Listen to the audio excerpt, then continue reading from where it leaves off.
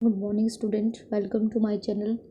बेटा आज डेट है आपकी 12 अक्टूबर। क्लास 10th साइंस की वर्कशीट आई है, वर्कशीट नंबर 43। तो आपकी आज की जो वर्कशीट है उसमें हम न्यू चैप्टर स्टार्ट करेंगे, periodic classification of elements. Elements के बारे में तो आप पहले ही पढ़ चुके हैं, उसका क्लासिफिकेशन कैसे कैसे करना है तो उसके बारे में हम पढ़ेंगे।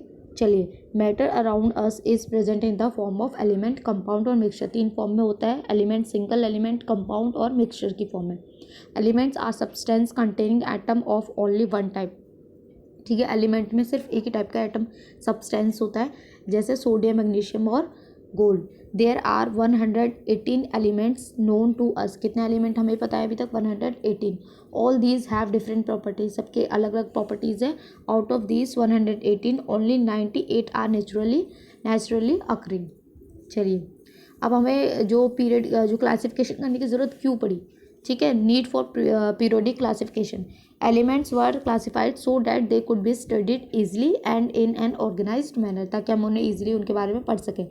The earliest attempt to classify the element resultant in grouping the then known element as metal and non metal. सबसे पहले हमने उनको जो ग्रुप किया वो किस में किया? मेटल और नॉन मेटल में।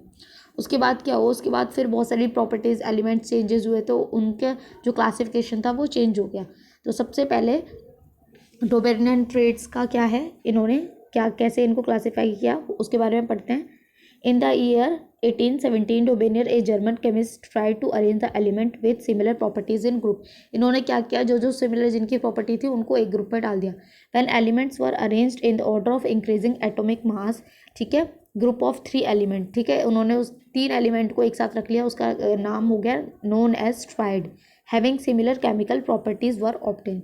3 एलिमेंट हैं, उनकी सिमिलर प्रॉपर्टीज़ है, तो उसको ट्राइड का नाम दे दिया।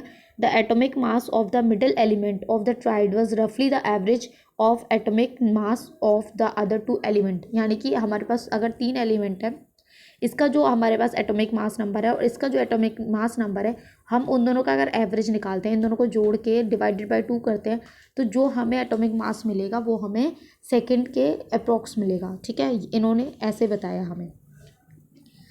जैसे for example take a triad. Triad उन्होंने लिथियम, सोडियम और पोटेशियम का एक ट्राइड दे रखा है।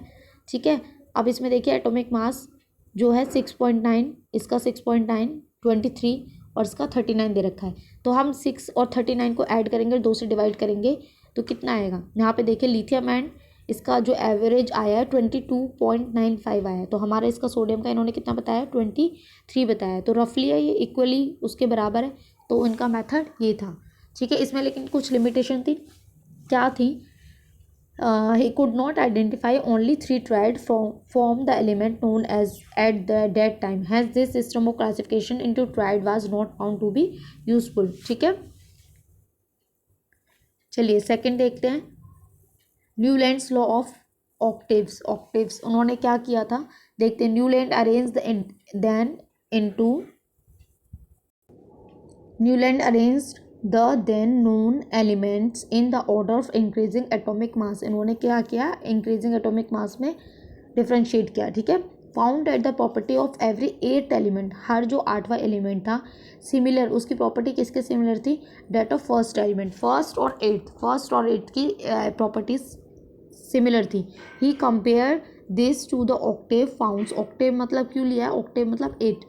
ठीक है, found in music and call its the law of octaves. For example the properties of lithium and sodium were found to be the same. ठीक है, ये देखिए 1 2 3 4 5 6 ऐसे। चलिए 1 2 3 4 5 6 इन्होंने ऐसे ये इनको अलग अलग उसमें कैटेगराइज कर दिया। लेकिन इसकी भी कुछ लिमिटेशन थी। क्या लिमिटेशन थी? It was applicable up to calcium. सिर्फ ये कैल्शियम तक एप्लीकेबल था फॉर हायर एलिमेंट, सिर्फ लाइटर एलिमेंट्स के लिए।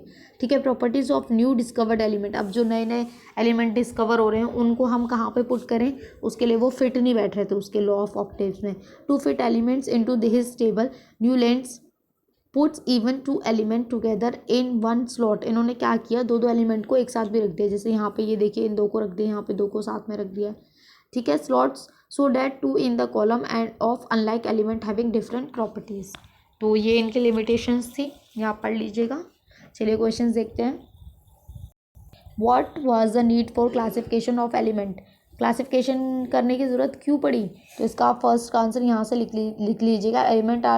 यहाँ से element were classified so that they could be study easily and in organized manner.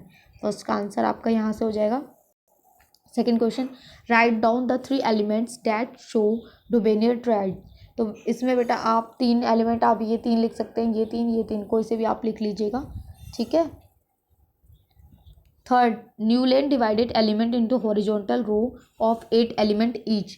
True है या फॉल्स है? ये फॉल्स है क्योंकि उन्होंने हॉरिजॉन्टल में नहीं किया था, उन्होंने वर्टिकली किया था, ठीक है। Fourth, right down the 2 drawback of Newlands law of Octave. तो आप यहाँ से लिख दीजिएगा ड्रॉबैक, बहुत ईजी है, फोर्थ का answer. Fifth, can follow group of element can be classified as Dobereiner triad. क्या डुबेनियर ट्रेड के हिसाब से ये क्लासीफाई किए जा सकते हैं? तो ये देखिए, और आपका एटॉमिक मास दिया हुआ है। तो डुबेनियर ने क्या कहा था कि फर्स्ट और लास्ट जो होगा उसका जो मास होगा उसको हम एवरेज निकालेंगे तो वो हमारा थर्ड का निकलेगा, ठीक है। फर्स्ट में देखिए इन्होंने Na का कितना दिया, 23, और SCl 35। तो अगर हम इन दोनों को ऐड करके और 2 से अगर हम डिवाइड करते हैं तो ये आपका आंसर आएगा बेटा 58/2। तो ये आपका आएगा 29। तो 29 यानी कि सिलिकॉन का कितना चाहिए, 29, ये कितना है 28। तो ये तो दूर हो गया, तो इसलिए ये आपका क्या हो जाएगा, ये इसमें हम नहीं कर सकते, ठीक है। सेकंड देखिए, सेकंड में क्या है, बेरियम Be कितना है आपका 9। तो 9 प्लस कैल्शियम का आपका कितना है 40 डिवाइडेड बाई 2, दोनों का एवरेज निकालेंगे तो ये 49/2। तो 49/2 कितना हो गया 24.5, ठीक है। अब यहाँ बीच में क्या है, मैग्नीशियम का यहाँ पे हमारे पास कितना 24 और 24.5 ये अप्रॉक्स है। तो ये आपका ट्रू हो गया, इससे हम निकाल सकते हैं सेकंड का, ठीक है, फर्स्ट का नहीं निकाल सकते हैं।